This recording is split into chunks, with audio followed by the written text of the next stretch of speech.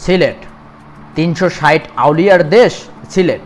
সিলেটকে কেউ কেউ পূর্ণভূমি হিসেবেও অবহিত করে থাকেন। প্রাকৃতিক সম্পদের সমৃদ্ধ একটি ঐতিহাসিক শহর যা বাংলাদেশের উত্তর পূর্ব অঞ্চলে অবস্থিত। প্রাকৃতিক গ্যাস, চা, পাথর এবং বালুর মতো সম্পদ এখানে রয়েছে। এছাড়া একটি মণিপুরী শাড়ি, হস্তশিল্প, বিভিন্ন ঐতিহ্যবাহী আচারের জন্য পরিচিতি রয়েছে এই সিলেটের। ভ্রমণপ্রেমী মানুষদের জন্য সিলেট হচ্ছে অন্যতম একটি জেলা।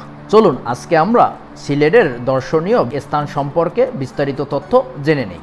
জাফলং, যা সিলেট শহর থেকে 64 কিলোমিটার দূরে গোয়াইনঘাট উপজেলায় অবস্থিত। সিলেট তামাবিল মহাসড়ক ধরে যেতে হয়। বাংলাদেশে এপাশে রয়েছে সিলেট জেলার গোয়াইনঘাট উপজেলা, আর ভারতের ওপাশে রয়েছে মেঘালয় এবং শিলং রাজ্য। ভোলাগঞ্জ বা সাদা পাথর সিলেট শহর থেকে মাত্র 36 কিলোমিটার দূরে কোম্পানিগঞ্জ উপজেলায় অবস্থিত এই সাদা পাথর বা ভোলাগঞ্জ 0 পয়েন্ট ঘাট থেকে বোটে করে 50 টাকার বিনিময়ে যাওয়া যাবে এই সাদা পাথরের অবস্থানে। মূলত এই সাদা পাথরগুলো মেঘালয় রাজ্য থেকে বর্ষার পানির সাথে ভাটিতে চলে আসে। বিছনাকান্দি সিলেট শহর থেকে বিছনাকান্দির দূরত্ব 40 কিলোমিটার। সিলেট জেলার গোয়াইনঘাট উপজেলায় অবস্থিত এই বিছনাকান্দি। তবে 0 পয়েন্ট পর্যন্ত গাড়ি নিয়ে যাওয়া মুশকিল হয়ে যায়। মোটরসাইকেল নিয়ে যাওয়া যায়, তবে গাড়ি নিয়ে যাওয়া যায় না। হাদারপাড় পর্যন্ত যাওয়া যায়, যা 0 পয়েন্ট থেকে মাত্র 5 কিলোমিটার দূরে। সেখান থেকে বোট দিয়ে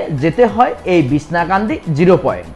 রাতারগুল বা চোয়ান ফরেস্ট, যা সিলেট শহর থেকে মাত্র 18 কিলোমিটার দূরে ওসমানী বিমানবন্দরের কাছেই অবস্থিত গোয়াইনঘাট উপজেলার ভিতরে পড়েছে।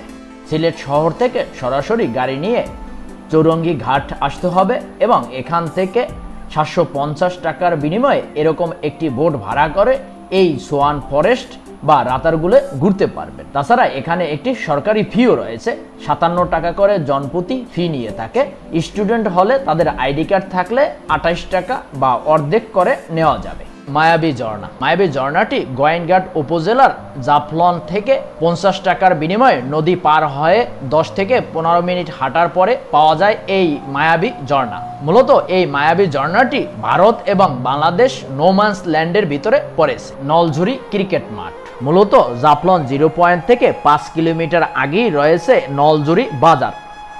এই নলঝুরি বাজার থেকে মাত্র 1 কিলোমিটার ভিতরে রয়েছে নলঝুরি ক্রিকেট মাঠ বা নলঝুরি 0 পয়েন্ট। মূলত এই ক্রিকেট মাঠটি একটি ভাইরাল মাঠ, কারণ 2024 সালের 5ই আগস্ট হাসিনা সরকার পতনের পরে বিএসএফ এবং স্থানীয় জনগণ এই মাঠটি নিয়ে ঝগড়া বিবাদ হয়েছিল। তার পরিপ্রেক্ষিতেই এই মাঠটি ভাইরাল হয়ে যায়, যার কারণে এই মাঠটিকে ভাইরাল মাঠ হিসেবেও সবাই চেনে। উৎমাছড়া পর্যটক কেন্দ্র সিলেট শহর থেকে মাত্র 46 কিলোমিটার দূরে ভোলাগঞ্জ দিয়ে যেতে হয় এই উৎমাছড়া। এখানে ভোলাগঞ্জ সাদা পাথরের এখান থেকে 12 কিলোমিটার পথ ধরে যেতে হয় এই উৎমাছড়া এই জায়গায়। এখানের পাথরগুলো কালো। খুবই চমৎকার একটি জায়গা। আপনারা যদি ভোলাগঞ্জ আসেন তাহলে অবশ্যই এই উৎমাছড়ায় ভ্রমণ করে যাবেন। খাদিমনগর জাতীয় উদ্যান খাদিমনগর জাতীয় উদ্যানটি শহর থেকে মাত্র 17 কিলোমিটার দূরেই অবস্থিত।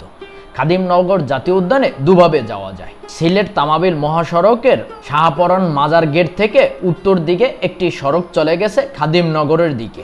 এছাড়া বিমানবন্দরের পাশ দিয়ে একটি সড়ক চলে গেছে খাদিমনগরের দিকে। এখানে সরকারি কর্মকর্তাদের অফিস রয়েছে। তার পাশেই এই বনের ভিতরে যাপন করার জন্য রেস্ট হাউস রয়েছে। সিঙ্গেল বেড 1500 টাকা এবং ডাবল বেডের রুম 2500 টাকা তারা চার্জ নিয়ে থাকে। খাদিমনগরের ভিতরে আপনি চাইলে তাঁবু করেও থাকতে পারবেন। রাত্রে এখানে বারবিকিউ করে খেতে পারবেন, সে ব্যবস্থাও রয়েছে। মালনীছড়া চা বাগান, যা সিলেট শহর থেকে মাত্র 3 কিলোমিটার দূরেই অবস্থিত। আর মালনীছড়া চা বাগান এই উপমহাদেশে প্রথম চা বাগান। 1854 খ্রিস্টাব্দে এই চা বাগানটি প্রতিষ্ঠিত হয়। আর এই মালনীছড়া চা বাগানের ভিতরে রয়েছে একটি শুটিং স্পট এবং এখানে একটি রাবার বাগানও রয়েছে। সিলেট ভ্রমণ করলে অবশ্যই আপনারা এই মালনীছড়ার অপরূপ দৃশ্য উপভোগ করে যাবেন। হযরত শাহজালাল রহমাতুল্লাহ আলাইহির মাজার হযরত শাহজালাল রহমাতুল্লাহ আলাইহির মাজারটি শহরের প্রাণকেন্দ্র আম্বরখানাতেই রয়েছে। হযরত শাহজালাল রহমাতুল্লাহ আলাইহির মাজারে প্রবেশ করলেই দেখতে পাওয়া যায় তার মাজার। এখানে রয়েছে সালমান শাহের কবরস্থান, স্বাধীনতা যুদ্ধে অবদান রাখা ওসমানীর কবরস্থান, জালালি কবুতর, বড় বড় গজাল মাছ, হযরত শাহজালাল রহমাতুল্লাহ আলাইহের ব্যবহৃত কূপ। তাছাড়া এই কূপের ভিতরে রয়েছে স্বর্ণালী কই মাছ ও মাগুর মাছ। সিলেট শহর থেকে মাত্র 9 কিলোমিটার দূরে সিলেট তামাবিল মহাসড়কের পাশেই রয়েছে এই শাহপরানের মাজার। হযরত শাহজালাল রহমাতুল্লাহ আলাইহের বাগিনা শাহপরান এখানেই শায়িত রয়েছে। ইসলাম প্রচার করার জন্য তারা মূলত আমাদের এই অঞ্চলে এসেছেন।